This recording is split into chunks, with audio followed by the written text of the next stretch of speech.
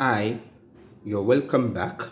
Now that we have learned what Irac means, it is pertinent that we now try to see how we can use Irac to attempt a problem question.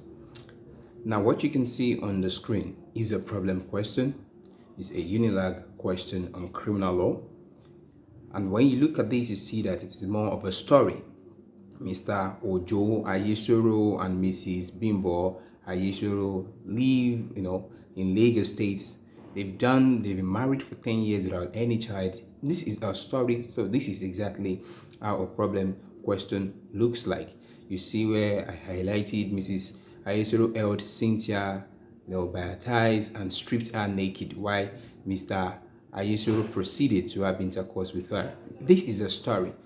And so it is when you have the problem question, the first thing you want to do is to read the facts. Now, when you're reading the facts, you need to understand that some facts are very pertinent. They are pertinent in the sense that those particular parts of the fact would lead you to be able to determine what area of law this particular question is.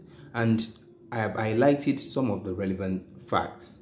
So if you see, it said Mr. Ojo Ayesoro and Mrs. Bimbo Ayesoro, who live in Lagos State, have been married for 10 years without a child. The reason why I highlighted this is because when time you see in a criminal law question that they mention a state, you need to be very careful because you find that the criminal law of a particular state may be different from the criminal code.